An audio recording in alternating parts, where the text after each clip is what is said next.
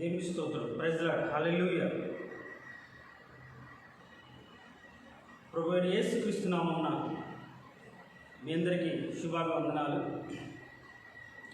దేవుని యొక్క మహాకృపను బట్టి ఈ వారంలో 3వ వాక్యాన్ని ధ్యానించడానికి మనమందరం చేరి ఉన్నాం.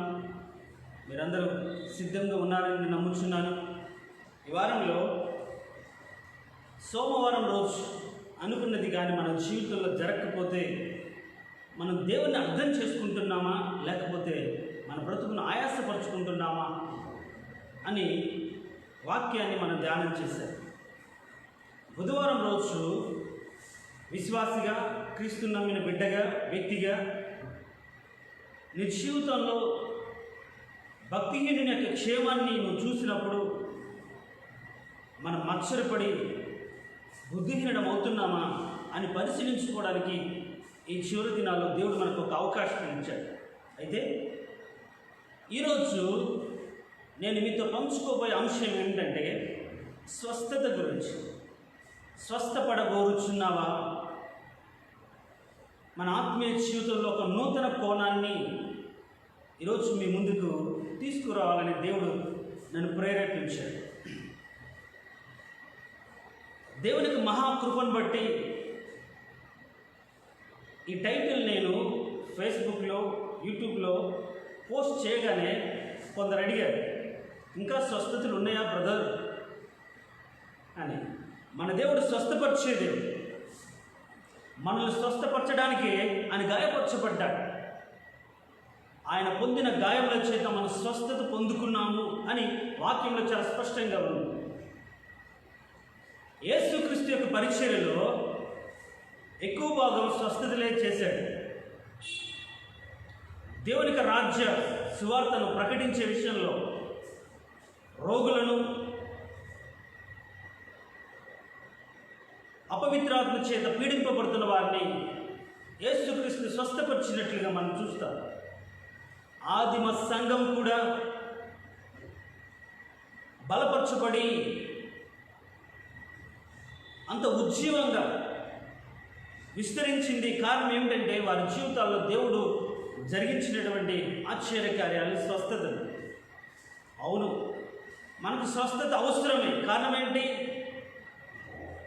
దేవుణ్ణి ధిక్కరించి దేవుని సన్నిధిని పోగొట్టుకొని ముళ్ళ పొదలు, గచ్చ పొదలు కలిగినటువంటి భూమి మీద బ్రతికే ఆయాసపరుచుకొని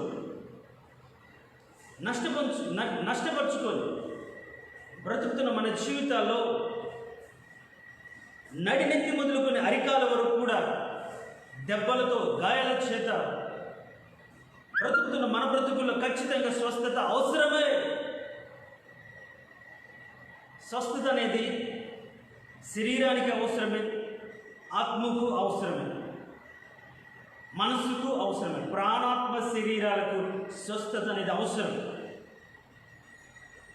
ఆ స్వస్థతను ఈ నూతన నిబంధన సంఘానికి యేసుక్రీస్తు రక్తము చేత కొనబడి ఆయన ఉంచిపోయిన అడుగుజాడల్లో నడుస్తున్నటువంటి సంఘానికి అవసరమే. అలాంటి స్వస్థతను గురించి ఒక క్రొత్త కోణాన్ని మీ ముందుకు తేవాలని ఆశపడుతున్నాను. బాధ కలిగినప్పుడు, కష్టం కలిగినప్పుడు, అనారోగ్యం ఉన్నప్పుడు మనం ఏం చేస్తాం? స్వస్థత కోసం ఎదురు చూస్తాం. అయితే ఏ విధంగా మన బ్రతుకులు దేవుడు స్వస్థపరుస్తాడు? ఆయన కలగ చేసుకొని స్వస్థపరిచేటువంటి స్థితి ఎప్పుడు మన బ్రతుకుల్లో ఉంటుంది? ఈరోజు అనేక మంది క్రైస్తవుల విశ్వాసులు దేవుని యొక్క స్వస్థతను పొందుకోకుండా అనారోగ్యాన్ని బట్టి, అస్వస్థతను బట్టి దేవుని మీద ఆధారపడకుండా, దేవుని యొక్క చిత్తాన్ని తెలుసుకోకుండా, ఏ విధంగా దేవుని యందు విశ్వాసం ఉంచాలో వారు అర్థం చేసుకోకుండా స్వస్థతను దేవుడు అనుగ్రహించి దైవికమైన స్వస్థతను వారి బ్రతుకులో పొందలేకపోతున్నారు. కాబట్టి ఈరోజు స్వస్థపరచబడాలి నీ బ్రతుకు అనుకుంటే నీ ఒంటిలో ఉన్నటువంటి రోగం కావచ్చు, నిన్ను పాడు చేసేటువంటి ఏ స్థితి అయినా కావచ్చు, అది బాగుపడి స్వస్థపరచబడి ఒక మంచి స్థితిలోకి నువ్వు రావాలి అంటే ప్రార్థనాపూర్వకంగా ఈ వాక్యాన్ని వినండి. దేవుడు ఖచ్చితంగా మన జీవితాలు ఆశ్చర్యకార్యాన్ని జరిగిస్తాడు. దేవునికి స్తోత్రం. హల్లెలూయా. వాక్యంలోకి వెళ్దాం. యోహాను సువార్త 5వ అధ్యాయం 6వ వచనం మనం చదివితే, 5వ వచనాన్ని నేను చదువుతాను. అక్కడ 38 ఏళ్ల నుంచి వ్యాధి గల ఒక మనుష్యుడుండెను. యేసు వాడు పడి ఉండుట చూచి, వాడు అప్పటికీ బహుకాలము నుండి ఆ స్థితిలో ఉన్నాడని ఎరిగి, స్వస్థపడగోరుచున్నావా అని వాడిని అడిగాను. తలలో వంచండి, చిన్న ప్రార్థన చేసుకుంది. మహోన్నతుడా, సర్వాధికారి, జీవం కలిగిన తండ్రి, నీ పరిశుద్ధమైన దివ్యమైన నామమును బట్టి నీకు వేలాది వందనాలు, స్తుతులు, స్తోత్రాలు. నీ మహాకృపను బట్టి ఆన్లైన్ గాస్పల్లో మరొక రోజు మా ప్రియులందరితో కలిసి నీ వాక్యాన్ని పంచుకోవడానికి నాకు ఇచ్చిన కృపను బట్టి నీకు స్తోత్రం. అయా, ఆన్లైన్లో వాక్యం వీక్షిస్తున్న ప్రతి ఒక్క వ్యక్తికి వాక్యాన్ని అర్థం వినగలిగి అర్థం చేసుకోగలిగి గ్రహించగలిగి దాని ప్రకారంగా నడవగలిగిన మనసు ఇప్పుడు మీరు దయచేయండి. ఈ వాక్యం ద్వారా మా జీవితాలతో మాట్లాడి స్వస్థతను ఏ విధంగా మా బ్రతుకుల్లోకి నీ నుండి తెచ్చుకోగలుగుతామో అది మేము నేర్చుకొని నీ వలన స్వస్థతను ఉంది, నీ వలన ఆనందాన్ని పొంది, నీ వలన ధన్యతను పొంది మా విశ్వాస జీవితాన్ని కొనసాగించడానికి కావాల్సిన కృపను మీరు అనుగ్రహించమని యేసయ్య అతి శ్రేష్టమైన దివ్యమైన నామమున అడిగి వేడుకుంటున్నాము తండ్రి. ఆమేన్. దేవునికి స్తోత్రం. హల్లెలూయా. ప్రియులారా, మనకందరికీ ఎంతో బాగా తెలిసినటువంటి వాక్యం యోహాను సువార్త 5వ అధ్యాయం. అక్కడ యేసుక్రీస్తు ఒక వ్యక్తిని స్వస్థపరిచిన సందర్భాన్ని మనం చూస్తాం. అక్కడ రాయబడిన మాట, యేసు యెరూషలేమునకు వచ్చెను. మొదటి వచనం, యేసు యెరూషలేమునకు వచ్చెను.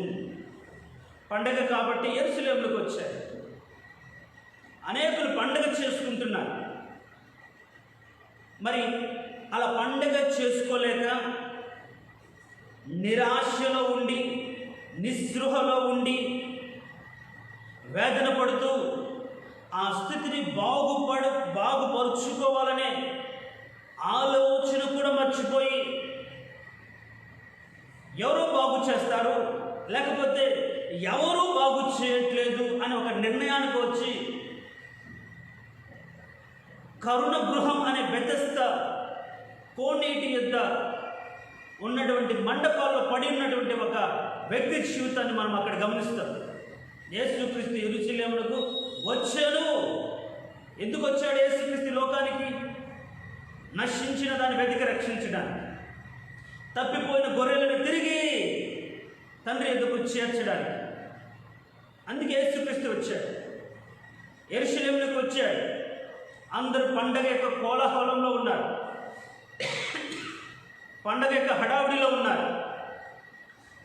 పండగను ఆచరించాలి, సంతోషంగా జరుపుకోవాలి అనే ఆలోచనలో ఉన్నారు. యెరూషలేములో బెతెస్దా అనే కోనేరు ఉంది. ఆ కోనేరుకు ఒక ప్రాముఖ్యత కూడా ఉంది. యెరూషలేములో కరుణ గృహం అనే పేరుకు, అంటే కరుణ గృహం అనే అర్థం ఇచ్చేటువంటి పేరు గల బెతెస్దా, అక్కడ 5 మండపాలు. ఆ 5 మండపాల్లో అనేక మంది రోగులు అక్కడ పడి ఉన్నారు. కారణం ఏంటి? వారందరూ కూడా స్వస్థత కోసం వచ్చిన వారు, వాళ్ళ బ్రతుకును బాగు చేసుకోవడానికి వచ్చిన వారు. వాళ్ళ జీవితాల్లో ఉన్న నిరాశను తొలగించుకోవడానికి వచ్చారు. ఎక్కడికి? కరుణ గృహం అనే పేరు పెట్టబడిన బెతెస్దాలోకి వచ్చారు. అక్కడ కరుణ గృహంలో కూడా ఉండి కరుణించబడలేని ఒక దయనీయమైన స్థితిలో ఉన్నటువంటి ఒక వ్యక్తి ఉన్నాడు. ఈ రోజుల్లో సంఘం కూడా ఒక కరుణ గృహమై దేవుడు యేసుక్రీస్తు తన రక్తము చేత సంపాదించిన సంఘము, ఆయన కరుణ చేత, కృప చేత, కనికరము చేత రక్షించబడిన విశ్వాసుల గుంపు, సమూహము, సంఘము. అలాంటి సంఘంలో ఉండడానికి ఉన్నాడు. కానీ అలాంటి సంఘంలో, అలాంటి స్థితిలో సంతోషం లేనివాడిగా, సమాధానం లేనివాడిగా, ఏ కరుణ గృహమైతే పేరు పెట్టబడిందో ఆ కరుణించే దేవుని కృపను పొందలేనివాడిగా ఒక వ్యక్తి అక్కడ ఉన్నాడు. ఆ యొక్క గృహానికి, బెతెస్దా కోనేటికి యొక్క ప్రాముఖ్యత ఏమిటి? ఆయా సమయాల్లో ఒక దేవదూత వచ్చి కోనేటి నీళ్లను కదిలించినప్పుడు ఎవడైతే మొదట ఆ కోనేటి నీళ్ళలో దిగుతాడో వాడు స్వస్థపరచబడతాడు. వాడు ఎట్టి రోగం గలవాడైనా సరే స్వస్థపరచబడతాడు. ఆయా సమయములలో వాక్యము లేకుండా దూత నీళ్ళని కదిలించినప్పుడు, వాక్యాన్ని కదిలించినప్పుడు ఎవడైతే మొట్టమొదట దిగుతాడో వాడు స్వస్థపరచబడతాడు. అందరూ దిగగలిగారా? దిగలేనటువంటి వారు ఉన్నారు కదా, అసలు కదలలేనటువంటి వారు ఉన్నారు కదా. వాళ్ళ పరిస్థితి ఏంటి? అలా పడి ఉండడం దేవుని చిత్తమా? అలా నశించిపోవడము దేవునికి ఇష్టమా? లేదు. మీరు కానీ ఆ వాక్యాన్ని కానీ కొద్దిగా లోతుగా ధ్యానించినట్లయితే గుంపులు గుంపులు అక్కడ పడి ఉన్నారు. కారణం అంటే దేవుడు కరుణిస్తాడు. ఎప్పుడు? కొన్ని సమయాలు, ఒక ప్రత్యేకమైన సమయంలో. ఆ ప్రత్యేకమైన సమయంలో కదిలించబడినప్పుడు ఎవరైతే మొదట దేవునికి అర్పించుకొని, మొదట దేవునికి వాక్యాన్ని తన హృదయంలో నింపుకొని ఆ నీటిలో దిగుతాడో వాడు స్వస్థపరచబడ్డాడు. మనకి ఇదందరికీ తెలిసిన వాక్యమే. సంఘములో వాక్యం ప్రకటించబడుతున్నప్పుడు ఎవరైతే వాక్యాన్ని విని గ్రహించి తమ బ్రతుకులు కడుక్కొని ఆ కోనేటిలోకి, వాక్యంలోకి నీటిని తీసుకొని కడుక్కుంటారు, వారి జీవితం పవిత్రపరచబడుతుంది. అయితే అలా దిగడానికి కూడా యోగ్యత లేకుండా, అలా దిగడానికి కూడా కాలు లేకుండా, అది పక్షవాతమో అతడున్న పడిన స్థితిని కానీ గమనిస్తే ఆ పడిన చోటే కదలలేని స్థితిలో అక్కడ ఉన్నట్లుగా మనం చూస్తాం. ఒక నిమిషం ఆ స్థితిని కానీ గమనించినట్లయితే ప్రియులారా, నేను ఒక విషయం అడుగుతాను, చెప్పండి. అతడు అక్కడ పడి ఉండి 38 సంవత్సరాలు. మరి 38 సంవత్సరాలుగా అతన్ని ఎలా బ్రతికాడు? తిండి ఎవరు తెచ్చిపెట్టారు? లేకుంటే బాత్రూమ్ కానీ దానికి కానీ ఎవరు తీసుకెళ్లారు? కదలలేడు కదా, ఉన్న స్థితిలోనే ఉన్నాడు కదా.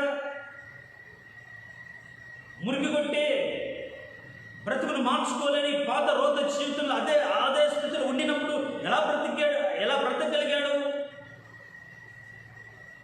38 సంవత్సరాలు అదే స్థితిలో ఉన్నాడు కదా. మరి అలా బ్రతకగలిగిన వాడు మరి ఎందుకు స్వస్థత పొందలేకపోయాడు? ఈ రోజుల్లో కూడా సంఘంలో పాతుకుపోయినటువంటి ఆ పాపిష్టి తనాన్ని బట్టి పాపంలో కూరుకొని పోయి, పాపంలో ఉండి ఆత్మ సంబంధంగా చనిపోయి శారీరకంగా సంఘంలో చాలామంది అవుతున్నారు తప్ప వారు ఉన్నటువంటి స్థితిలో కదిలించబడలేకుండా, రక్షించబడలేకుండా, దేవునికి చిత్తాన్ని తెలుసుకోలేకుండా అనేకులకు ఆటంకకరంగా అదే స్థితిలో ఉండడం మనం గమనిస్తాం. ఏళ్ల తరబడి మందిరానికి వస్తారు కానీ మార్పు ఉండదు. ఏళ్ల తరబడి దేవునికి వాక్యాన్ని వింటారు కానీ వాళ్ళ బ్రతుకును మార్చుకోరు. ఎక్కడున్నారు వాళ్ళు? దేవుని సన్నిధిలోనే. ఎక్కడున్నవారు? కరుణ గృహం అని పేరు పెట్టబడినటువంటి ఆ మండపంలోనే వాళ్ళు ఉన్నారు. కానీ దేవుని యొక్క కరుణను అర్థం చేసుకొని, దేవుని కృపను అర్థం చేసుకొని ఆ స్థితిలో నుంచి, ఆ పాపి స్థితి నుంచి బయటపడాలని ఆలోచన లేదు. బ్రతకాలని ఆలోచన అయితే ఉంది. బ్రతకాలని ఆలోచన లేకపోతే 38 సంవత్సరాలుగా అదే స్థితిలో ఎలా బ్రతుకుతాడు? అంటే వాడు ఆ యొక్క స్థితిలో ఉన్నది బాగుపరుచుకోవడానికి కాదు, బాగుపడాలని ఆలోచన ఉన్నప్పటికీ అదే స్థితిలో ఉన్నాడు. ఆత్మ పాపిష్టి స్థితిలో నుంచి విడుదల పొందుకొని నూతనమైనటువంటి స్థితిలోకి అతను రాకుండా పాపం అనే ఆ స్థితిలో ఉంటూ ఆత్మ సంబంధంగా కాకుండా శారీరక సంబంధమైనటువంటి ఆలోచన చొప్పున అతను బ్రతుకుతూ ఉన్నట్లుగా మనం గమనిస్తాం. కొద్దిగా మనం దాన్ని అర్థం చేసుకోగలిగితే చూడండి, 30 సంవత్సరాలుగా బ్రతికిన వాడు ఎందుకు స్వస్థత పొందలేకపోతున్నాడు? ఎందుకు దేవుని వలన ఒక కార్యాన్ని పొందలేకపోతున్నాడు? కారణం ఏంటంటే వాడికి దేవుని వలన స్వస్థత పొందాలనే ఆలోచనను విరమించుకున్నాడు. ఎవడో ఏదో చేయాలని ఆలోచనతో ఉన్నాడు. మీరు గమనించినట్లయితే యేసుక్రీస్తు కూడా ఇష్టం లేదు. ఈరోజు ఎన్నో సంవత్సరాలుగా మందిరానికి వస్తూ, ఎన్నో రోజులుగా దేవుని సన్నిధికి వస్తూ, మారు మనసు పొందకుండా, పాపాన్ని విడిచిపెట్టకుండా, రక్షణ పొందకుండా ఆ స్థితిలోనే ఉండి అనేకులకు ఆటంకకరంగా ఉంటూ, దేవుని నమ్మకుండా పాపంలో బ్రతుకుతూ అలా ఉండడం దేవుని చిత్తం కూడా కాదు. చివరికి యేసు ప్రభువే ఆ స్థితి నుంచి విడిపించాలని ఆయన కలుగజేసుకున్నట్లుగా మనం చూస్తాం. గమనించండి ప్రియులారా, వాడి జీవితంలో వాడు ఆలోచించిన విధానం కరెక్ట్గా లేదు. దేవుని యొక్క కృప మహిదర్శనం కలిగినటువంటి దేవుని సన్నిధిలో ఉండి కూడా తన ఆలోచన విధానాన్ని మార్చుకోకుండా, రక్షించే దేవుని నమ్మకుండా, విడిపించే దేవుని కోసం ఎదురు చూడకుండా మనుషుల మీద ఆధారపడి తన ఆ స్థితి నుంచి బయటపడలేకపోయినట్లుగా మనం వాక్యంలో ఉంది. ఆ స్థితిలో అక్కడ పడి ఉన్నప్పుడు యేసుక్రీస్తు ఆ దేవాలయానికి, ఆ యొక్క కోనేటి మండపానికి వచ్చినప్పుడు యేసుక్రీస్తు వారిని చూశాడు. అక్కడ రాయబడిన మాట చూడండి, అక్కడ ఎక్కడ కరుణ గృహము అని పేరు పెట్టబడింది బెతస్దా కోనేటి యొక్క మండపాల్లో. అక్కడ 38 ఏళ్ల నుండి వ్యాధి గల ఒక మనుష్యుడు ఉండెను. యేసు వాడు పడి ఉండుట చూచి, వాడు అప్పటికి బహుకాలము నుండి పడి ఉండుట చూచి అని, బహుకాలం నుండి పడి ఉండు. యేసుక్రీస్తు మనల్ని చూచే దేవుడు. దేవుని స్తోత్రం, హల్లెలూయా. మన బాధను, కన్నీటిని, కష్టాన్ని, ఇరుకును, ఇబ్బందిని, సమస్తాన్ని ఆయన చూచే దేవుడు. వాడు అక్కడ పడి ఉండడం అనేకులు చూశారు, కానీ ఎవరు కూడా అతనికి హెల్ప్ చేయలేదు. ఎవరు కూడా అరే ఇన్ని సంవత్సరాల నుంచి ఇక్కడ పడ్డాడే, సరే మనమే కాదు అతను కూడా తీసుకెళ్దామే అనే ఆలోచన ఎవరికి లేదు. కానీ యేసుక్రీస్తు చూసినప్పుడు ఆయన బాధపడినట్లుగా మనం చూస్తాం. ఆయన చూసే దేవుడు ప్రియులారా, మన బాధను, కన్నీటిని చూసే దేవుడు. మనం ఎక్కడున్నా, ఏ స్థితిలో ఉన్నామో దేవుడు చూసే దేవుడు. ఐగుప్తు దేశంలో దాసత్వంలో మ్రగ్గిపోతూ కఠిన శ్రమను బట్టి వాళ్ళు పెట్టిన మూలుగులు విని మోషేతో అంటాడు, మోషే నా ప్రజల బాధను నిశ్చయంగా నేను చూచి తిని. మనుషులు మనల్ని చూడకుండా ఉండవచ్చు, మనుషులు మనకెందుకులే, వాడి స్థితి, వాడి బ్రతుకు, వాడు చేస్తున్నది వాడు అనుభవిస్తాడు. ఎవడు వాడిని బాగు చేయలేడు, ఎవడు వాడిని విడిపించలేడు. మనకెందుకు, మనం బాగుంటాం చాలు, ముందు మనం బాగుపడదాము, ముందు మన బ్రతుకులు సరిచేసుకుందాము, వాడి గురించి మనకెందుకు అనుకొని వదిలివేసే వాళ్ళే తప్ప ఒకడి భారాన్ని ఒకడు మోసేకునే స్థితిలో ఈ రోజుల్లో ఏ వ్యక్తి ఉన్నాడు? ఆ స్థితిలో వాడు పడి ఉంటే చూసినప్పుడు అయ్యో అని ఆ స్థితిని బట్టి దగ్గరకు వచ్చే వాళ్ళు ఎవరన్నా ఉన్నారా? ఎవరు లేరు. దొంగల చేత గాయపరచబడి పడి ఉన్నప్పుడు యాజకుడు అటు వచ్చాడు, నాకెందుకులే అనుకున్నాడు. లేవీయుడు అటు వచ్చాడు, నాకెందుకులే అనుకున్నాడు. కానీ సమరయుడు మాత్రమే, యేసుక్రీస్తు మాత్రమే వచ్చి గాయములు కట్టి పూటకుల్లవాని ఇంటికి తీసుకెళ్ళినట్లుగా మనం చూస్తాం. ఈ లోకంలో నడిపిస్తున్నటువంటి వారు నాయకులైతేమి, పరిచర్య చేస్తున్నటువంటి లేవీలైతేమి, ఈ రోజుల్లో పడి ఉన్నటువంటి స్థితిని చూసి జాలిపడి అనాథగా ఉన్నాడు, దిక్కులేని వాడిగా ఉన్నాడు, ఎవరు సహాయం చేయలేని వాడి స్థితిలో ఉన్నాడు. మనం చేద్దామనే ఆలోచన చాలామందికి లేదు.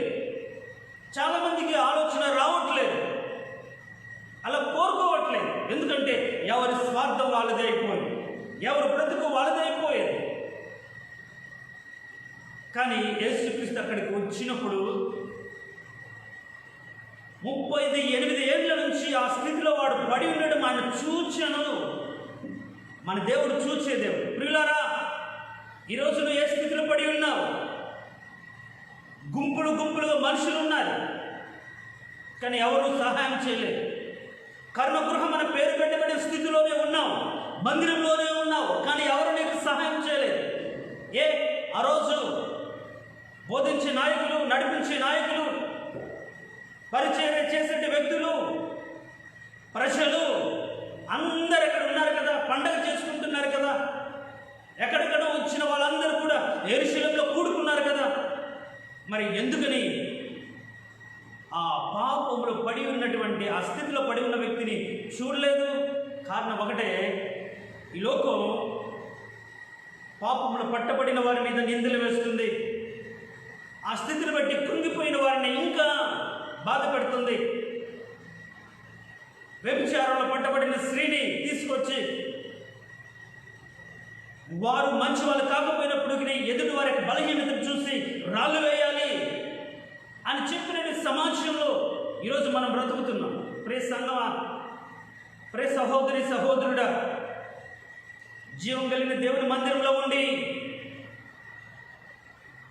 నీకు సహాయకరంగా మాట్లాడేవాళ్ళు, ఆదరించేవాళ్ళు, ఆదుకునేవారు లేకుండా నువ్వు బాధపడుతున్నావా?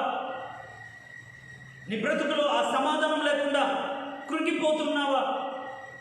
నీ కలిగిన రోగాన్ని బట్టి ఎంతకాలం ఇతను భరించాలి, ఎంతకాలం ఈమెను భరించాలి, చస్తే బాగుండు, ఈ పరిచయం నేను చేయలేకపోతున్నాను అని నిన్ను దూరంగా పెట్టి, అని బాధపెట్టి, నిష్ఠూరమాడి, మొహం మీదే అనరాని మాటలు అని చేతులు దులుపుకునే సమాజంలో మనం ఉంటున్నాం.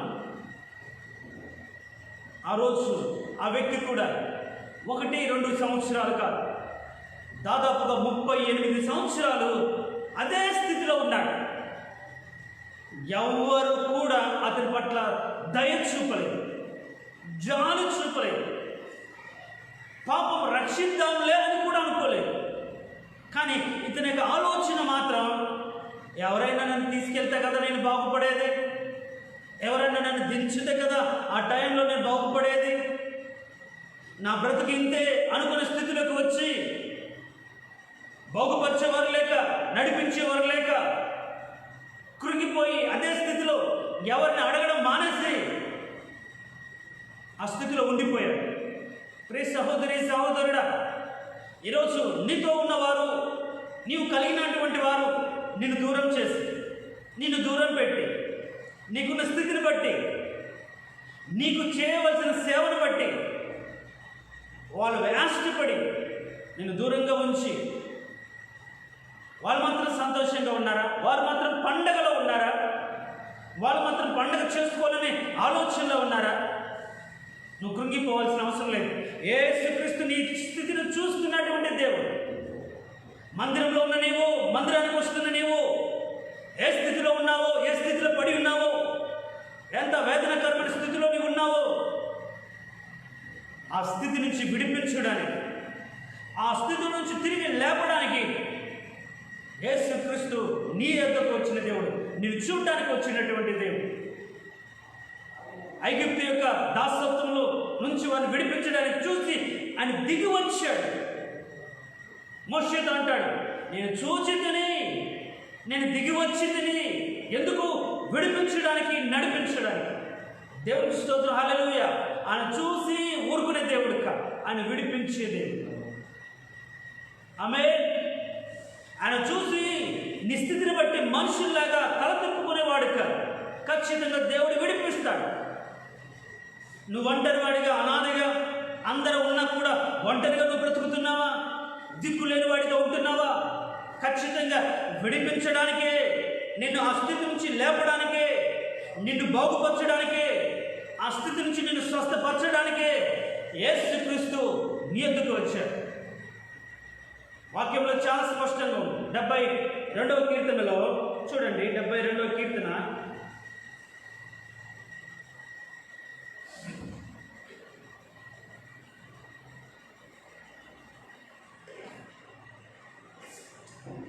72 72వ కీర్తన 12వ వచనం. దరిద్రులు మొర్రపెట్టగా అతడు వారిని విడిపించు, దీనులను నిరాధారులను అతడు విడిపించు, నిరుపేదల యందును బీదల యందును అతడు కనికరపడు, బీదల ప్రాణమును అతడు రక్షించును, కపట బలాత్కారము నుండి అతడు వారి ప్రాణమును విమోచించును. కారణం ఏంటి? వారి ప్రాణము ఆయన దృష్టికి ప్రేమగా ఉన్నది. దేవునికి స్తోత్రం. హల్లెలూయా. ప్రియ సహోదరి సహోదరుడా, నీ ప్రాణం నీ రక్త సంబంధికులకు, నీ బంధువులకు, నీ సంఘస్థులకు, నీ వారికి ప్రేమగా లేకుండా కష్టంగా ఉండి విడిపించుకోవాలి అనే ఆలోచనతో ఉండి అందరి ఉన్నా నిన్ను నిరాధారం చేసి, ఎవరి మీద నువ్వు ఆధారపడకుండా చేసి, నీ బ్రతుకు నువ్వు బ్రతికేటట్టుగా చేసి, నీవంటూ గాయపడని స్థితిలో, ఆ స్థితి నుంచి బాగుపడలేని స్థితిలో, నెమ్మది పొందలేని స్థితిలో ఉంటున్నావా? నిరాధారులను బాగు చేయడానికి, నిరాధారులను విడిపించడానికి యేసుక్రీస్తు లోకానికి వచ్చాడు. ఆయన మన పక్షాన వ్యాజ్యమాడటానికి, పేదలు పీదలము కావచ్చు, మనం పేదరికంలో ఉండవచ్చు, ఎవరు మనం విడిపించడానికి ముందుకు రాకపోవచ్చు, కానీ ప్రభువే మన ఎదురుకు వచ్చాడు. కారణం ఏంటి? మన ప్రాణము ఆయనకు ప్రియము. నువ్వు ఆలోచిస్తున్నావా? ఎవరు నన్ను విడిపించలేరు, ఎవరు నన్ను తప్పించలేరు, అందరూ నన్ను వదిలివేశారు, అందరూ నాకు దూరం అయ్యారు, అందరూ కూడా వాళ్ళే బాగుపడుతున్నారు, కానీ నన్ను బాగుపరచట్లేదు, నా మీద శ్రద్ధ చూపేవాడు ఒకటి లేడు అనే ఆలోచన, బాగుపడాలని కోరిక తనలో ఉండినప్పటికీ ఎవరు తను బాగుపరచలేని దిగులు తనలో ఉంచుకొని ఆ స్థితి నుంచి కదలకుండా అక్కడే ఉండిపోయాడండి. 38 సంవత్సరాలుగా అలాంటి స్థితిలో ఉన్నటువంటి ఆ వ్యక్తిని యేసుక్రీస్తు చూశాడు. యేసుక్రీస్తు ఆ వ్యక్తిని చూసినప్పుడు అని అడుగుతాడు. మనము ధ్యానించిన అంశం, స్వస్థపడగోరుచున్నావా?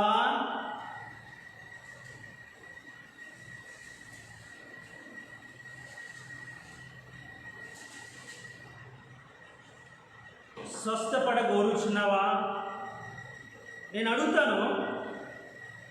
వాడు ఆ స్థితిలో ఉన్నప్పుడు మరి ప్రత్యేకంగా ప్రభు అడగాలండి. ప్రత్యేకంగా నీకు స్వస్థత కావాలా? స్వస్థపడాలనుకుంటున్నావా? బాగుపడాలనుకుంటున్నావా? జనరల్గా ఆ స్థితిలో ఉన్న ఆలోచన ఎలా ఉంటుంది? బాగుపడాలనేగా, స్వస్థపరచబడాలనేగా, ఆ స్థితి నుంచి లేవాలనే తలంపులో ఉండే ఉంటుందిగా. మరి ప్రత్యేకంగా ఆ స్థితిని చూసినప్పుడు అతను ప్రశ్నించకుండా నువ్వు నీ బ్రతుకు మారిపోతుందని అనకుండా యేసుక్రీస్తు ఎందుకని స్వస్థపడగోరుచున్నావా అని ప్రశ్నించాడు. ఎందుకని యేసుక్రీస్తు అతని స్థితిని చూసి ప్రశ్నించాడు? ఎందుకని యేసుక్రీస్తు డైరెక్ట్గా అతను స్వస్థపరచకుండా ఒక ప్రశ్నను సంధించాడు? ఆ ప్రశ్నకు ఉద్దేశమేంటి? గమనించండి ప్రియులారా. నీకున్న స్థితిని బట్టి ఈరోజు నీ ఆలోచనలు రకరకాలుగా ఉండవచ్చు. నీ ఆలోచనలు దేవుని మీద పెట్టకుండా ఉండవచ్చు. నీ ఆలోచనలు దేవుని మీదకి రావాలనే మొట్టమొదటిగా దేవుడు ప్రశ్నించాడు. స్వస్థపరచబోరే వారి విషయంలో ఒక ఆత్మీయతలకు నూతన కోణం అని నేను ఎందుకన్నానంటే, నీ ఉన్న స్థితిలో దేవుడు నిన్ను ప్రశ్నిస్తున్నాడని నువ్వు ఎరుగు. ఈ రోజుల్లో చాలామంది అనుకుంటారు, నన్ను దేవుడు బాగుపరచవచ్చు కదా, నా స్థితి అని తెలుసు కదా, నేను ఎంతకాలం ఈ రోగాన్ని నేను భరించాలి, ఎన్ని రోజులు ఇలా పడి ఉండాలి, ఎంతకాలం మనుషుల యొక్క చిత్కారంతో బలత్కారంతో నేను బ్రతకాలి, దేవుడు ఈ స్థితి నుంచి విడిపించవచ్చుగా, తప్పించవచ్చు కదా, ఆయనకి తెలియదా? తెలుసు. కాబట్టి నీ బ్రతుకులో నువ్వు ఏ స్థితిలో ఉన్నావో నువ్వు గుర్తెరిగి ఆ స్థితిని బట్టి నీ ఆలోచన విధానం ఇప్పటివరకు ఏ విధంగా ఉందో ఆ ప్రశ్నలోనే అర్థమైపోతుంది. దేవుడు వేస్తున్న ప్రశ్నను బట్టి ప్రియ సహోదరి సహోదరుడు, ఈరోజు నీ ఆలోచన ఏమిటి? కరుణ కలిగిన గృహంలో, సత్తువ కలిగిన సంఘంలో ఉన్నానని ఆలోచన నీకు ఉండవచ్చు, మంచిదే. కానీ ఆ గృహంలో ఎలాంటి ఆలోచన స్థితిని బట్టి నువ్వు ఉన్నావు, నీ కలిగిన కష్టాన్ని బట్టి, నీ కలిగిన రోగాన్ని బట్టి, నీ కలిగిన ఇబ్బందిని బట్టి మనుషుల మీద ఆధారపడి వాళ్ళెవరో స్వస్థపరుస్తారు, వాళ్ళెవరో బాగు చేస్తారు, వాళ్ళెవరో తీసుకెళ్తారు అని మనుషుల మీద ఆధారపడి ఇంతవరకు దేవుని మీద ఆధారపడకుండా, దేవుని వైపు చూడకుండా ఇప్పటి వరకు మనుషుల వైపే చూసావు. కాబట్టి యేసుక్రీస్తు నిన్ను అడుగుతున్నాడు, స్వస్థపడ కోరుచున్నావా అన్నప్పుడు నీ బ్రతుకులకు ఆలోచన, ఒక క్వశ్చన్ మార్క్. నేను స్వస్థపడాలనుకుంటున్నాను అనే ఆలోచనకు వచ్చినప్పుడు నువ్వేం చేయాలో అనేది ప్రభు తెలియజేస్తాడు. దేవునికి స్తోత్రం, హల్లెలూయా. చాలామంది డైరెక్ట్గా దేవుడు నన్ను స్వస్థపరచవచ్చు కదా, దేవుడు నన్ను ఈ స్థితి నుంచి విడిపించవచ్చు కదా, తప్పించవచ్చు కదా, ఆయనకి అన్నీ తెలుసు కదా అని అనుకుంటాడు. అన్నీ తెలుసు, నీకు కూడా అన్నీ తెలుసుగా. మనుషుల మీద ఆధారపడాలని ఆలోచన కలిగిన నీవు నీ స్వస్థత విషయంలో, నీ విడుదల విషయంలో, నువ్వు బాగుపడాలనుకునే ఆ కోరిక విషయంలో ఎందుకని మనస్ఫూర్తిగా ఆయన వైపు చూడవు? ఎందుకని దేవుని వైపు చూడవు? కాబట్టి ఎవరైతే దేవుని వైపు చూడకుండా మనుషుల వైపు చూసి మనుషుల మీద ఆధారపడాలనుకుంటున్న వారి జీవితాలను దేవుడు సంధిస్తున్నటువంటి ప్రశ్న ఏంటంటే, నీ బ్రతుకును బాగు చేసుకోవాలనుకుంటున్నావా? నీ బ్రతుకులు ఒక స్వస్థత కలిగి నెమ్మది కలిగి ఉండాలనుకుంటున్నావా? నీ ఆలోచన అంటే అనుకుంటే నువ్వు చేయవలసింది ఏంటి? అనుకుంటే నువ్వు బ్రతకవలసిన స్థితి ఏంటి? నువ్వు తీర్మానించుకోవాల్సిన విధానం ఏంటి? నీ విశ్వాసం యొక్క స్థితి ఏంటి? నీ స్థితిని బట్టి కృంగిపోయావు, బాధపడ్డావు, వేదన పడ్డావు, ఏడ్చావు, అంగలార్చావు. అలాంటి స్థితిలో పైనున్న దేవుని వైపు ఎన్నిసార్లు నువ్వు చూశావు? ఎందుకు చూడలేదండి? ప్రార్థిస్తూనే ఉన్నాను, కనిపెడుతూనే ఉన్నాను. నేను ప్రార్థించేదంతా కూడా విడిపించబడ్డానికే కదా. నేను ప్రార్థించేదంతా కూడా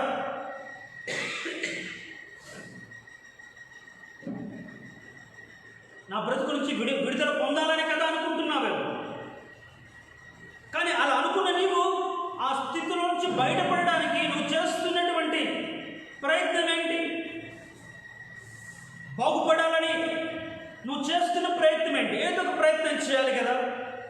నేనంటాను, 38 సంవత్సరాలుగా ఆ మంటపంలో పడి ఉన్న వ్యక్తి సంవత్సరానికి ఒక అంగుళము జరుపుకుంటూ వెళ్ళినా సరే కోనేటి ఎందుకు వెళ్ళేవాడుగా? సంవత్సరానికి ఒక అడుగు, 6 అడుగులు దోక్కుంటూ జారుకుంటూ వెళ్ళినా సరే ఒకరి మీద ఆధారపడకుండా ఆ కోనేటి ఎందుకు వెళ్ళేవాడుగా? ఆ కోనేటి ఎందుకు వెళ్ళినప్పుడు నీళ్ళు కదిలించబడిన తర్వాత ఎవరు ప్రేమం లేకుండా దాన్ని పడేవాడుగా? అంటే తన ప్రయత్నం అంతా ఏమీ చేయకుండా తనలో ఒక నిరాశను ఉంచుకొని ఆ నిరాశను బట్టి దేవుని వలన కలిగే జీవాన్ని గురించి, దేవుని వలన కలిగే కృప గురించి ఆలోచించకుండా అది మనుషుల వలన దూరమైపోతుంది అని ఒక సాకుతో, ఒక నెపంతో, నేను బాగుపడలేదు అంటే ఫలానా వారే కారణమని వారి మీదకి నెట్టి వేసేటువంటి దుర్బుద్ధితో, బుద్ధితో అతను అంతకాలం వెళ్ళబుచ్చాడే తప్ప తన సొంత ప్రయత్నం అంటే ఏమీ చేయలేదు. కాబట్టి క్రీస్తు అతను ప్రశ్నించాడు, ఇప్పటికైనా నువ్వు స్వస్థపడాలనుకుంటున్నావా? ఇంకా ఎవరి మీదైనా ఆధారపడాలనుకుంటున్నావా? అప్పటికీ కూడా అతనికి ఆలోచన మనకు తెలిసిపోతుంది, అయ్యా నేను అనుకుంటున్నాను, కానీ నన్ను దగ్గరికి తీసుకెళ్లే వాళ్ళు లేదు. ఎవరంతటి వాళ్ళు దిగుతున్నారు, ఎవరంతటి వాళ్ళు మునుగుతున్నారు, బాగుపడుతున్నారు, నన్ను తీసుకెళ్లే వాళ్ళు లేరు. మరి నువ్వు ప్రయత్నించావా? నువ్వు ప్రయత్నించకుండానే ఇన్ని సంవత్సరాలు ఎలా తిన్నావు, ఎలా బ్రతికావు, ఎలా పోషించబడ్డావు? ఈ పొట్ట కూటి మీద ఉన్నటువంటి తీపి, ఈ శరీరాన్ని పోషించుకోవాలనే తీపి విడుదల పొందే విషయంలో ఎందుకు లేదు? బాగుపడాలనే ఆలోచన ఎందుకు లేదు? ఈ విషయంలో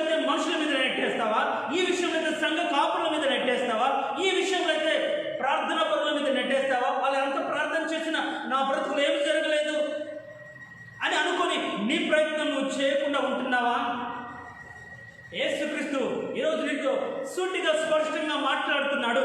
నీవు స్వస్థపడగోరుచున్నావా అనే మాటలో అర్థం ఏమిటంటే, ఇప్పటికైనా సరే నువ్వు స్వస్థపడగోరుచున్నావా, లేకుంటే అదే స్థితిలో ఉంటావా, ఆ స్థితిలోనే ఉండి కృంగిపోతావా అన్నప్పుడు అతనికి పాపిష్టి ఆలోచన ఆయన బయట పెట్టాడు. లేదు ప్రభా, ఎవరు నాకు సహాయం చేయలేదన్నప్పుడు ఇప్పుడు యేసుక్రీస్తు చేయవలసింది ఏమిటి అంటే, ఆ పక్క వాడిని పిలిచి, బాబు ఇతను ఇన్ని సంవత్సరాలుగా ఉన్నాడు, కొద్ది హెల్ప్ చేయండి, తీసుకెళ్ళి అక్కడ దించండి అని చెప్పాడా? లేదు. ఏం చేశాడు? మనుషుల మీద ఆధారపడి మనుషుల సహాయం కోసం ఎదురు చూస్తూ వారు విడిపించలేదు, వారు సహాయం చేయలేదని కురింగి ఆవేదన పడి దిగుడుతో ఉన్నటువంటి అతన్ని ఆ ఆలోచన మార్చుకునే విధంగా, ఆ స్థితి నుంచి బాగుపడే విధంగా యేసుక్రీస్తు చెప్పిన మాట ఏంటంటే, నువ్వు లేచి అని మాట.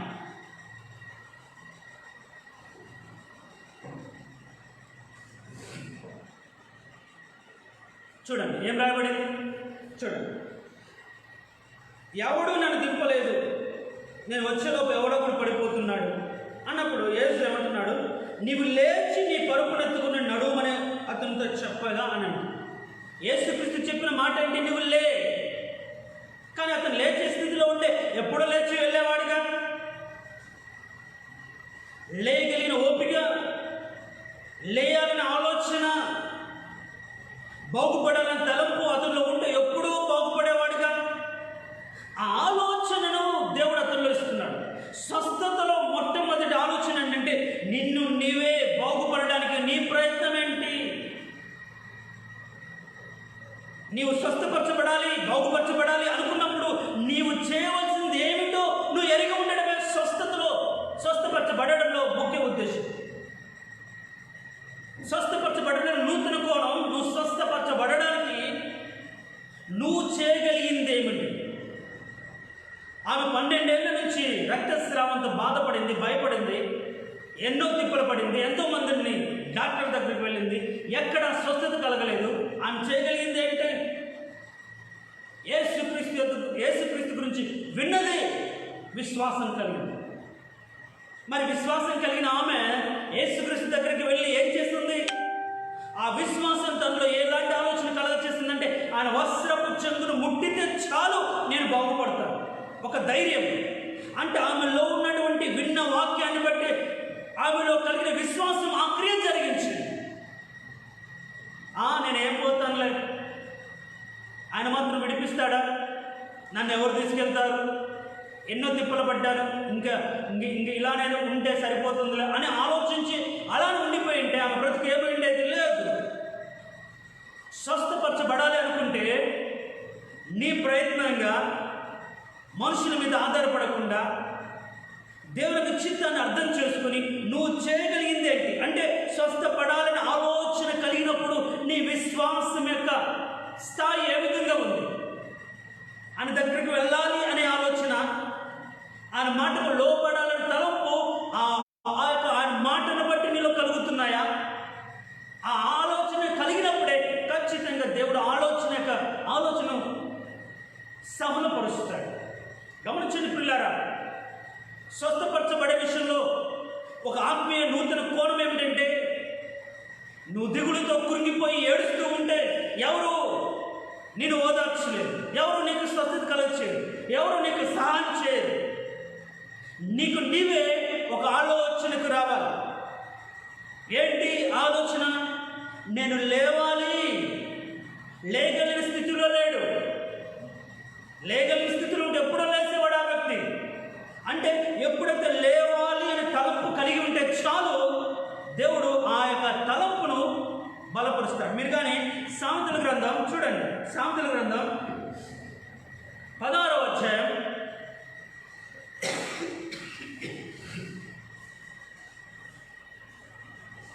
16వ అధ్యాయం 9వ వచనం. సామెతలు 16:9.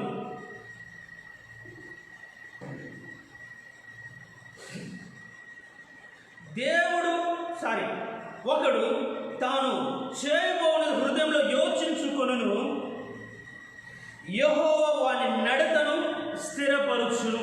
స్థిరపరచబడాలి అంటే వాడి ఆలోచన బట్టి దేవుడు స్థిరపరుస్తాడు. దేవునికి స్తోత్రం, హల్లెలూయా. ఇప్పుడు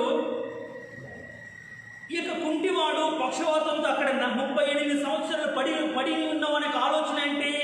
ఎవడు కూడా నన్ను బాగుపరచట్లేదు, నాకు సహాయం చేయట్లేదు. బైబిల్ ఏం రాయబడింది? ఒకడు తాను చేయబోనది హృదయంలో యోచించుకుంటాడు, హృదయంలో అనుకుంటాడు, ఆలోచిస్తాడు. ఒక పని చేసే ముందు ఇది చేయాలి, రేపు నేను కాలేజీకి వెళ్ళాలి అనుకున్నప్పుడు రేపు ఏం చేయాలి, ఏ డ్రెస్ వేసుకోవాలి, ఎన్ని గంటలకు వేయాలి, ఏం టిఫిన్ చేయాలి, ఎన్ని గంటలకు వెళ్ళాలి, వెళ్ళినప్పుడు అక్కడ ఏం చేయాలి, రేపటి గురించిన ఆలోచన అన్నీ కూడా ముందుగానే యోచించుకోవడము. చేయబోయే పని, చేయాలనుకునే పని గురించి ఆలోచన చేసుకుంది. అయితే ఆ ఆలోచన స్థిరపరిచేది మాత్రం దేవుడే. ఆలోచన స్థిరపరిచేది దేవుడే.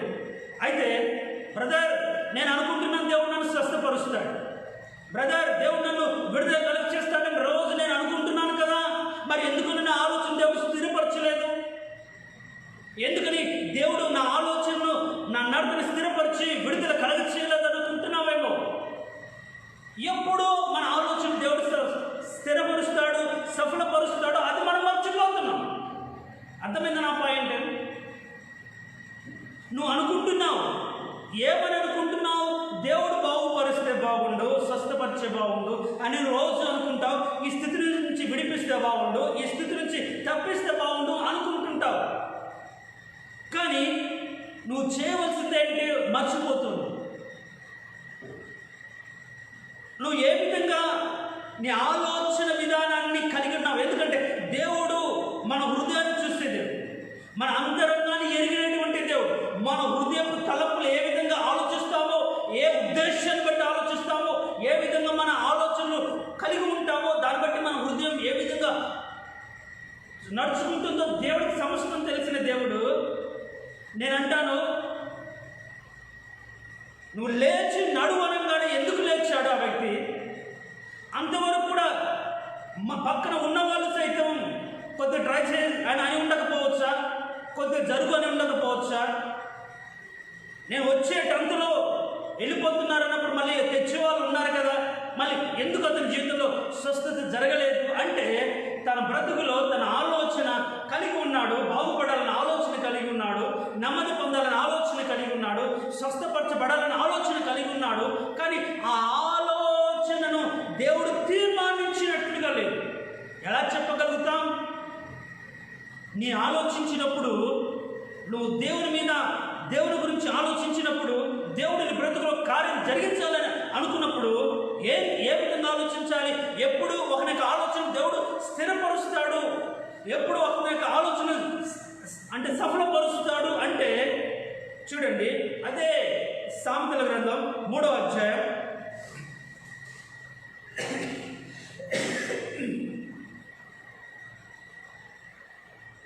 5వ వచనం. 3వ అధ్యాయం 5వ వచనం ఏముంది? నీ స్వబుద్ధిని ఆధారము చేసుకొనుక నీ పూర్ణ హృదయంతో యెహోవా యందు నమ్మిక ఉంచుము, నీ ప్రవర్తన అంతటి యందు ఆయన అధికారములకు ఒప్పుకొనుము, అప్పుడు ఆయన నీ త్రోవలను సరళము చేయును. వాడుక భాష బైబిల్లో అయితే ఉంటుందా? అప్పుడు నీ త్రోవలను స్థిరపరచును అని. మనం ఇంతకుముందు చదువుకున్నాం, ఒకడు చేయబోయేది ముందుగానే ఆలోచిస్తాడు, ఆ ఆలోచనను బట్టి వాడి నడతను స్థిరపరిచేది యెహోవాయే అని మనం చదువుతున్నాం. మరి మన ఆలోచన చొప్పున, మనం ఇష్టం చొప్పున, బాగుపడాలని కోరిక చొప్పున ఎందుకని మన బ్రతుకుల్లో ఆ కార్యం జరగట్లేదు? కారణం ఒకటే, నువ్వు జరగాలని కోరుకుంటున్నావు, కానీ దేవునికి నీ యొక్క ఆ ప్రవర్తన అంతటి మీద ఆయన అధికారానికి లోబడట్లేదు, ఆయన చిత్తానికి లోబడట్లేదు. నీ బ్రతుకులో పాపిష్టి స్థితిలో ఉండాలని కోరుకుంటున్నావు, కాబట్టి బాగుపడాలని ఆశ నీలో లేదు. నీకు అది కావాలి, ఇది కావాలి. నువ్వు అతను ఆలోచించినప్పుడే దేవునికి లోబడినట్లు మనం చూస్తాం. ఎట్లా చెప్తాం? చూడండి, ఒకడు చేయబోయేది ముందుగా ఆలోచించుకుంటాడు. ఇతడు కూడా యేసుక్రీస్తు చెప్పాడు, నువ్వు స్వస్థపడబోచున్నావా? అవును.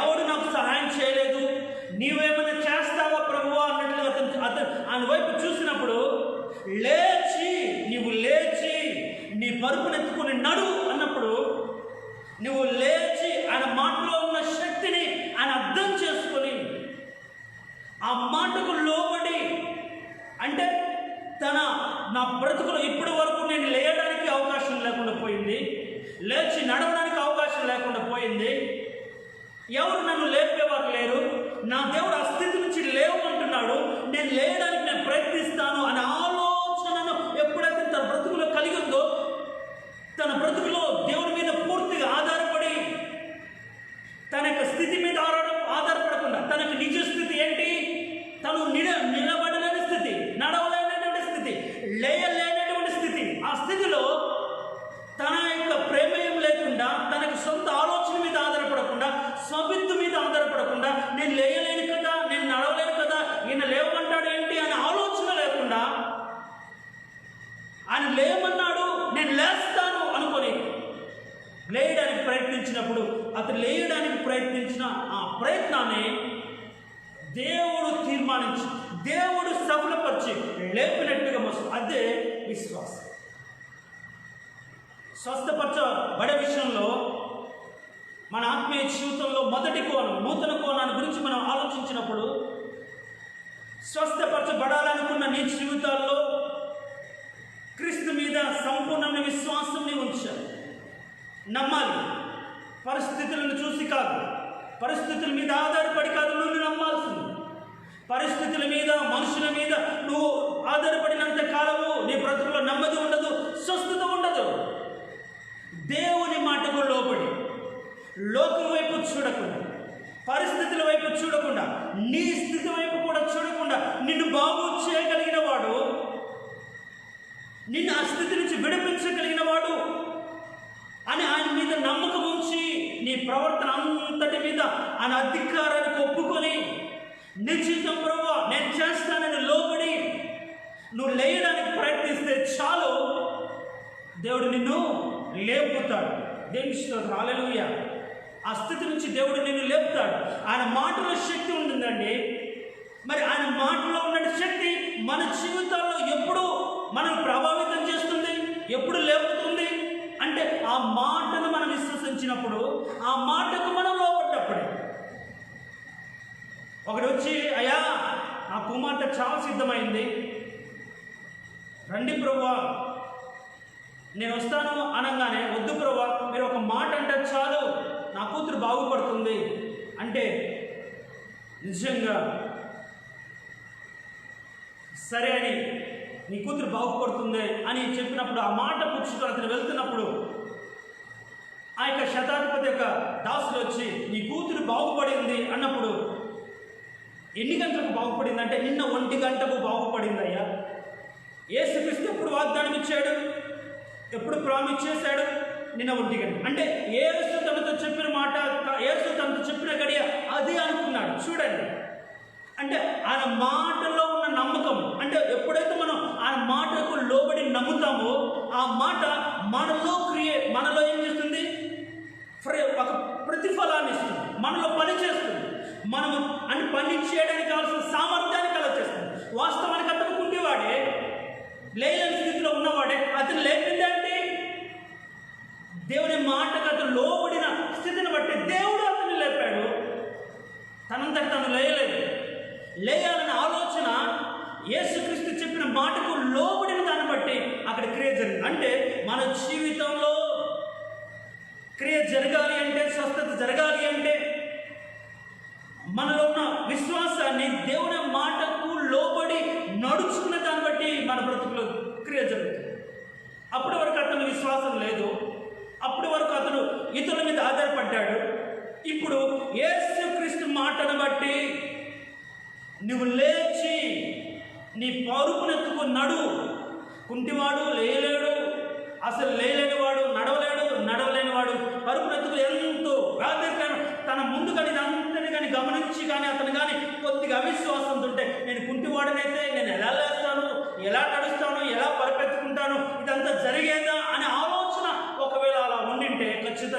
తన బ్రతుకులో ఎన్నటికీ స్వస్థత పొందేవాడు కాదు.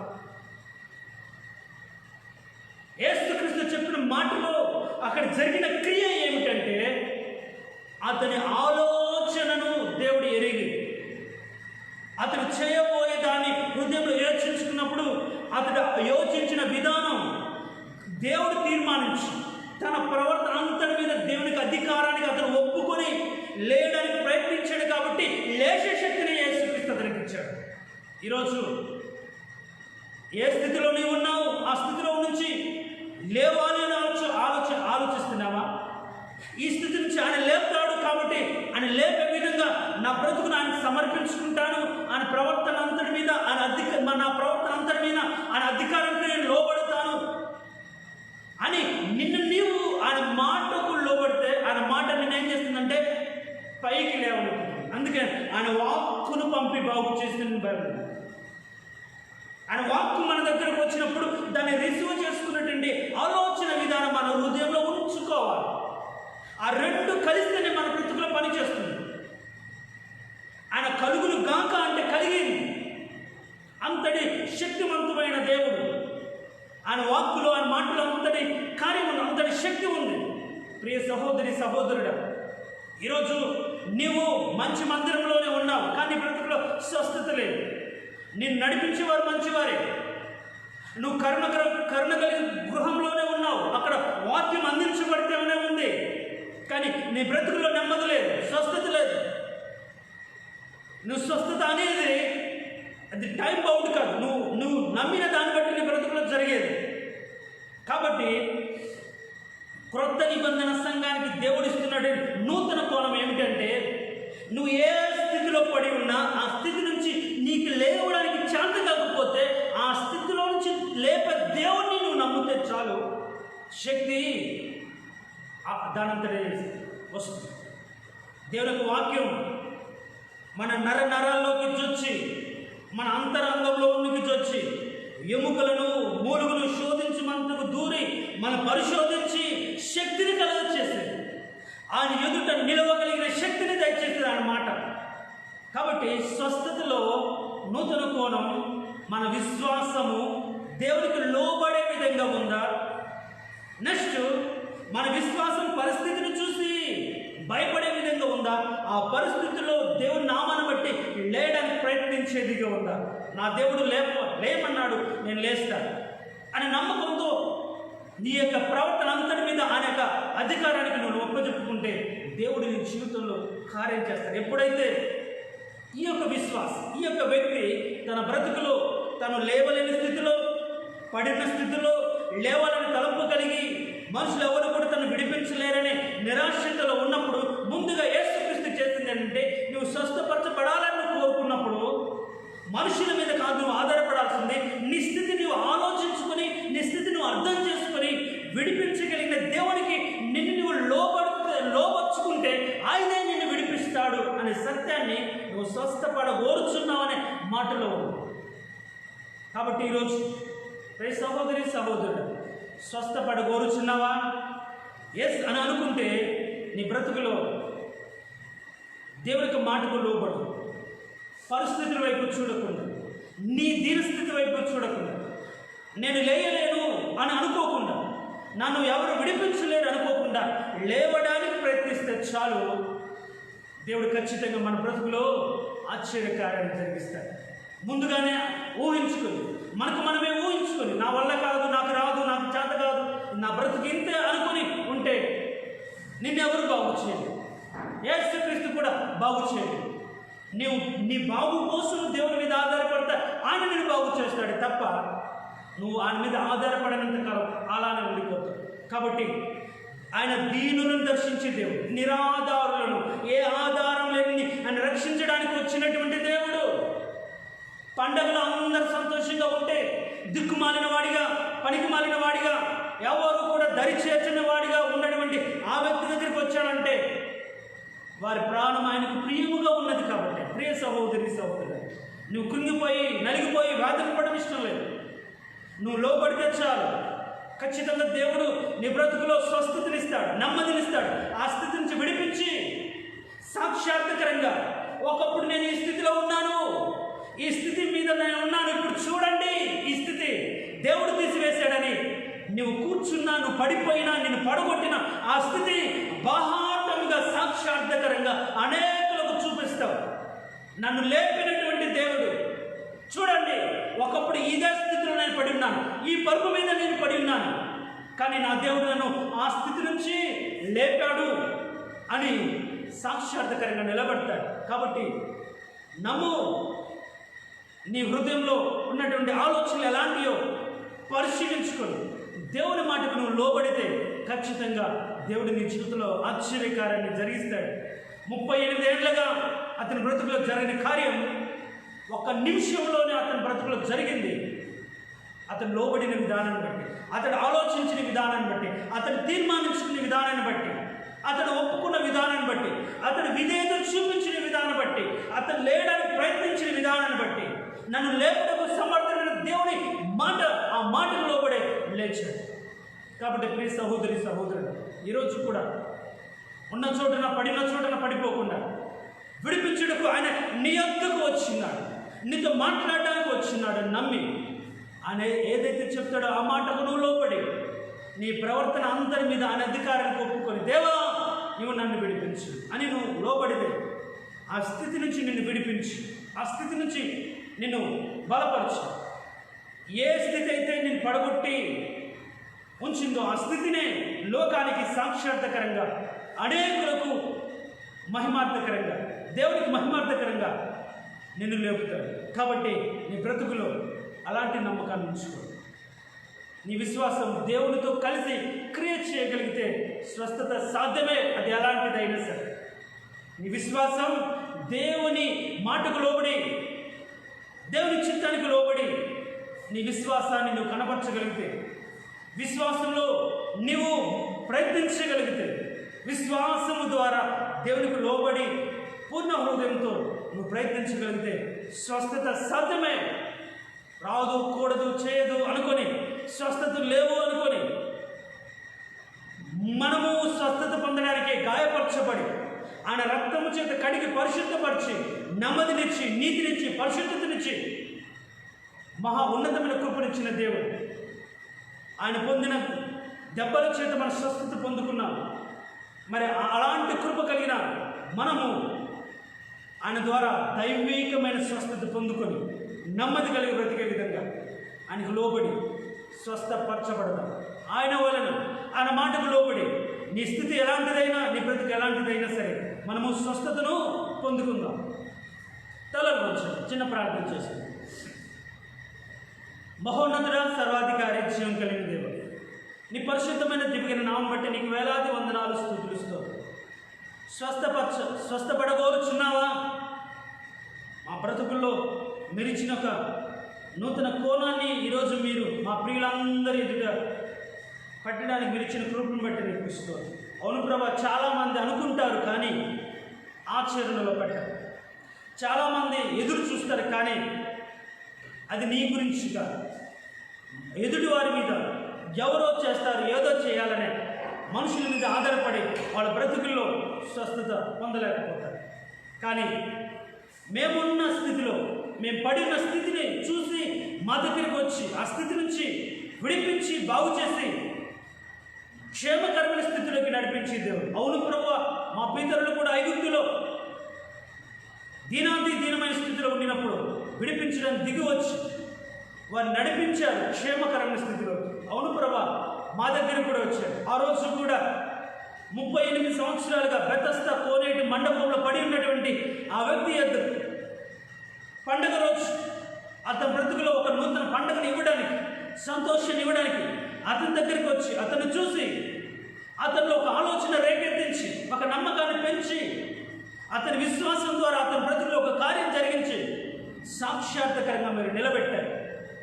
ఆ బ్రతుకులను కూడా అలా నిలబెట్టి నీ వలన స్వస్థతను పొందుకొని, నీ వలన మేలును పొందుకొని సంతోషంగా సమాధానంగా బ్రతికే కృప మాకు అనుగ్రహించమని ఈరోజు వాక్యం విన్న వారి జీవితాలు ఏ రోగము, ఏ అనారోగ్యము, ఏ స్థితిని బట్టి అవును ప్రభా నాలో ఇది ఉంది అని అనుకుంటూ ఉన్నారో అలాంటి వేదనాకరమైన స్థితి వారు ఒప్పుకున్న దాన్ని బట్టి, వారు నమ్మిన దాన్ని బట్టి ఇప్పుడే తొలగిపోవునుగా వారి బ్రతుకుల్లో నుంచి. ఇప్పుడే మీరు కార్యం జరిగించండి ప్రభువా. నిశ్చితమైతే ఆన్లైన్ ద్వారా స్వస్థత ప్రార్థనా కూడికలు జరిగించడానికి, అనేకుల జీవితాల్లో మీరిచ్చే స్వస్థతను పొందుకునే విధంగా వాళ్ళ బ్రతుకును ఏ విధంగా మార్చుకొని బ్రతకాలో తెలుసుకోవడానికి నిశ్చితమైతే మరొకసారి ఇలాంటి మా ప్రోగ్రాం మాకు కలగచ్చండి. విన్న ప్రతి ఒక్కరి జీవితాలు లోబడే విశ్వాసాన్ని బట్టి తమ బ్రతుకులో ఉన్నటువంటి వ్యర్థతను, తమ బ్రతుకులో ఉన్న పాపాన్ని, తమ పడిన స్థితిని పోగొట్టుకుంటామనే నమ్మకాన్ని వాళ్ళు పెంచి నీకు లోబడిన దాన్ని బట్టి మా బ్రతుకులో దేన్నైనా సరే నమ్ముట నీ వలనైతే నమ్మువానికి సమస్తము సాధ్యమే అని సాధ్యపరచగలిగిన దేవుని వైపు 100 ఏళ్ల వయసు గలవాడై నిరీక్షణకు ఆధారం లేనప్పుడు నిరీక్షణ కలిగి నమ్మాడు. వాగ్దానం గురించి సందేహించకుండా నువ్వు నెరవేరుస్తావని నమ్మాడు. కాబట్టి అబ్రహాము జీవితంలో మీరు ఆశ్చర్యకార్యం జరిగించాడు. మా జీవితంలో కూడా అలాంటి ఆశ్చర్యకార్యం జరిగించే విధంగా అలాంటి విశ్వాసాన్ని కలిగి ఉండి నీ ద్వారా స్వస్థతను, నీ ద్వారా మేలును, నీ ద్వారా కృపను పొందుకొని మా విశ్వాస జీవితాన్ని కొనసాగించే భాగ్యాన్ని మాకు అనుగ్రహించమని కోరుకుంటూ యేసయ్య అతి శ్రేష్టమైన దివ్యమైన నామమును అడిగి వేడుకుంటున్నాము తండ్రి. ఆమేన్, ఆమేన్. అందరికీ వందనాలు.